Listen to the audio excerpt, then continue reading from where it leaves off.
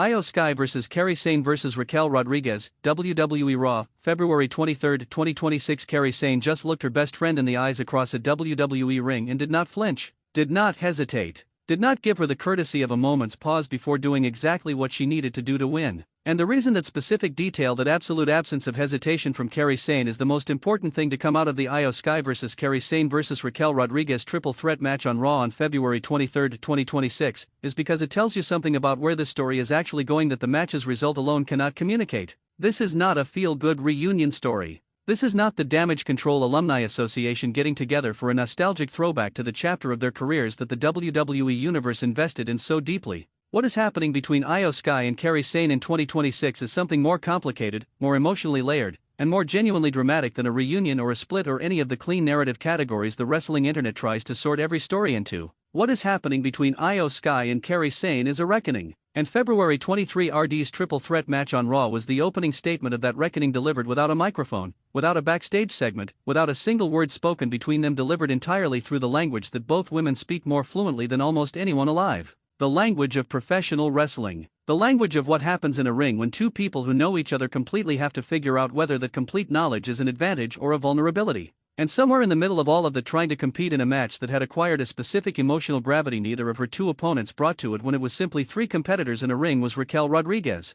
Physically dominant, professionally committed, competitively credible, and caught in something she could feel but not fully see. That is the match that happened on Raw on February 23, 2026. And the wrestling world is not talking about it with the depth it deserves, until now. Let's start with IYO Sky, because the version of this performer that exists in 2026 is a materially different entity from every previous version the WWE Universe has encountered, and that difference is the most important contextual fact for understanding everything that happened in the February 23 triple threat. IYO Sky in the Damage Control era was extraordinary. Anyone who watched her during that run, her in-ring work, her character evolution, the specific combination of athletic brilliance and emotional unpredictability that made her the most compelling member of a genuinely compelling faction, knows that she was performing at a level during that period that should have earned her every available individual accolade the women's division had to offer. But there was always a ceiling operating on that version of IYO Sky. Not a physical ceiling, not a talent ceiling, a structural one. The ceiling of operating within a faction's narrative framework where individual glory, individual story, individual championship identity were always in some tension with the collective identity that Damage Control story demanded.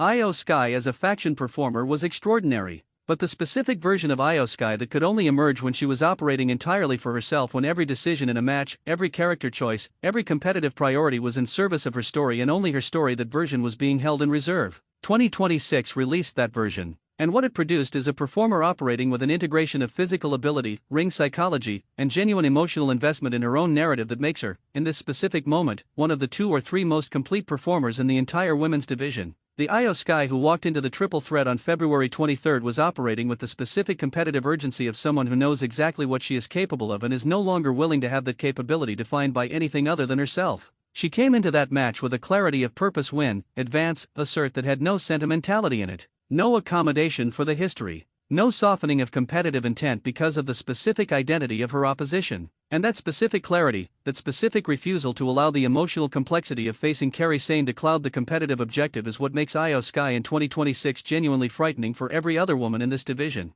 Sane walking into a triple threat match against IYO Sky on Raw February 23, 2026, is a story that requires you to hold 2 completely different things in mind simultaneously. The warm, joyful, creatively brilliant character that Kairi presents to the world, and the ferociously competitive, technically elite, deeply driven athlete operating behind that character. The wrestling conversation makes a specific mistake about Sane with a frequency that should embarrass anyone who has watched her work carefully. It treats the warmth and the playfulness of her presentation as evidence of lower competitive intensity, as though the Pirate Queen character, the joy she brings to her in-ring persona, the connection she builds with audiences that feels genuinely affectionate rather than calculated, is in some kind of tension with being a serious competitor at the highest level. February 23 RD's triple threat was, among other things, a correction of that mistake at full volume. Sane in the ring with IYO Sky facing someone who knows every detail of how she operates, who has been in her corner and in her space for enough time to have mapped every pattern and every tendency, did not shrink into the emotional weight of the situation. She used it. The specific knowledge that IYO Sky has of Sane is a two-way mirror. Everything IYO knows about Kairi knows about IYO. And Kairi Sane is smart enough, and composed enough, and technically good enough to take that mutual knowledge and find the edges of it, the spaces where even the most complete understanding of another person leaves small, exploitable gaps. That is what Kairi was doing on February 23, finding the gaps, testing the edges, and doing it without the kind of visible anxiety or emotional turbulence that the circumstance of facing her closest colleague in a competitive setting might be expected to produce. The absence of hesitation that I mentioned at the beginning of this video, the specific way Kairi Sane looked across that ring at IYO Sky and competed without the fraction of a second of holding back, is the most important thing about Kairi Sane's February 23 performance, because it tells you that Kairi Sane has made peace, internally and completely, with what this story requires of her, with what competing seriously against IYO Sky means, with the idea that honoring what she and IYO have built together means competing against her at full capacity, that anything less would be a disrespect disguised as sentiment. That is a sophisticated emotional position, and it is going to make every future chapter of this story between these two women carry weight that most WWE rivalries never manage to generate. Let's spend real time on Raquel Rodriguez's position in this match, because it is one that is simultaneously the most professionally complementary and the most narratively difficult position a performer can occupy. Raquel Rodriguez was in a triple threat match on February 23 that had, before a single bell rang, already become about the relationship between the other two competitors. The specific gravitational pull of the IYO Sky and Kairi Sane dynamic, the history, the complexity, the emotional stakes of two people who know each other completely being placed in direct competition was so strong that it inevitably structured the audience's experience of the match around the dynamic as the primary story and around Raquel Rodriguez as the third element rather than an equally weighted protagonist. This is not a criticism of Raquel Rodriguez. It is a description of one of professional wrestling's most unforgiving structural realities.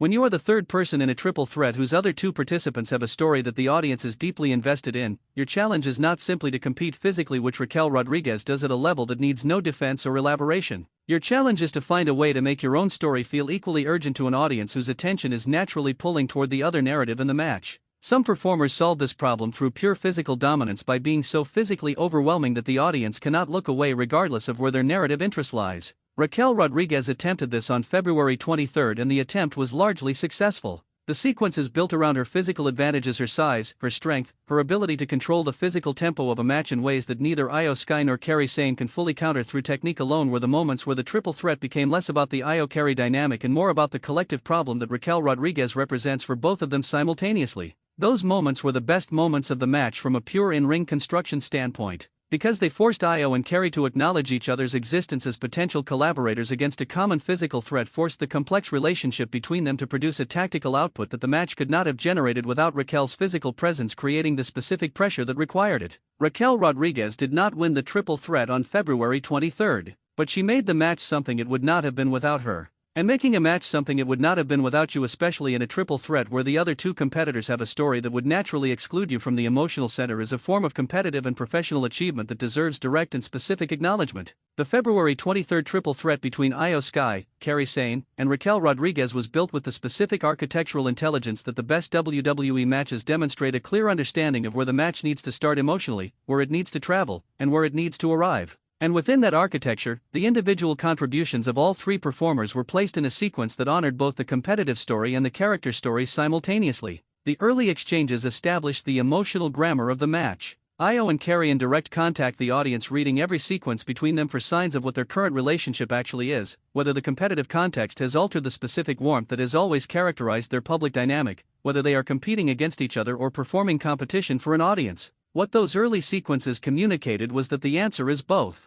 That IYO and Kairi are simultaneously genuinely competing and performing that competition for a watching world. And that the line between those two things, in this specific matchup, is not as clear as it would be in a match between two people with no prior relationship. The middle section of the match was where Raquel Rodriguez's physical dominance became the structural element that allowed the IYO Kairi story to breathe.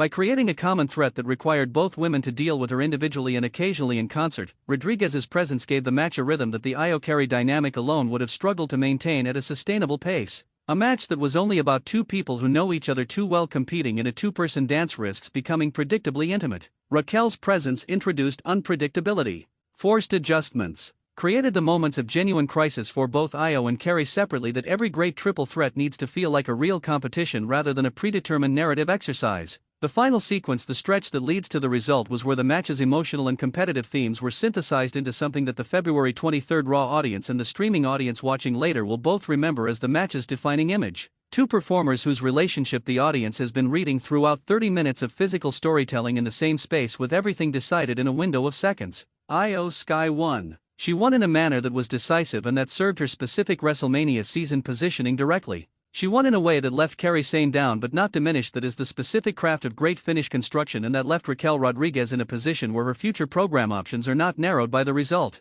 A triple threat result that serves all three participants is extraordinarily difficult to construct. February 23 managed it. Here is what February 23 RD's triple threat was really building toward. Not the result. Not the specific WrestleMania positioning that IYO Sky's win advances her toward, though that positioning is real and significant. What February 23 was building toward is the match that eventually has to happen cleanly, without a third party, without the structural buffer that Raquel Rodriguez's presence provided on February 23 between IYO Sky and Kairi Sane. The history between them is the material. The triple threat on February 23 was the preview, the demonstration that these two performers in the same ring, operating with the specific competitive honesty that their mutual history demands, produce something that the women's division has not had before: a rivalry with genuine emotional roots that the audience does not need to be sold on, that they are already bought into because of what they watched IYO and Kairi build together before the competition between them began. A singles match between IYO Sky and Kairi Sane on a stage worthy of what their story carries is the destination that February 23 RD's triple threat made more urgently desired than anything WWE has produced in the women's division recently.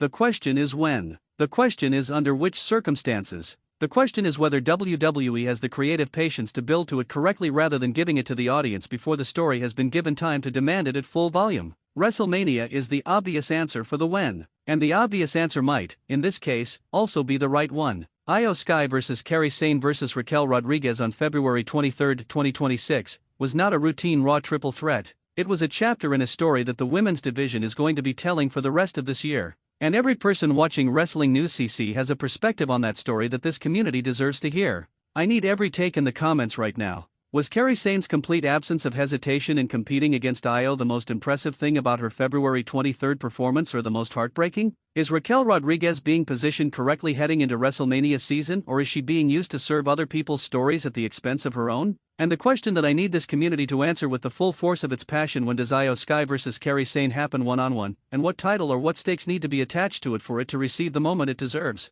Drop everything in the comments. Every word, every feeling, every theory about where this story goes next. Share this video with every wrestling fan you know, because this IYO and Kairi conversation is the most emotionally important one happening in the women's division right now, and Wrestling News CC is where it lives at the deepest level. Subscribe and activate every notification, because this story is going to develop faster than anyone is currently predicting. February 23, 2026, gave us a triple threat match. And hidden inside it, if you were watching closely enough to find it, was the beginning of the most emotionally loaded women's rivalry of the year. The reckoning between IYO Sky and Kairi Sane has started, and neither of them and none of us watching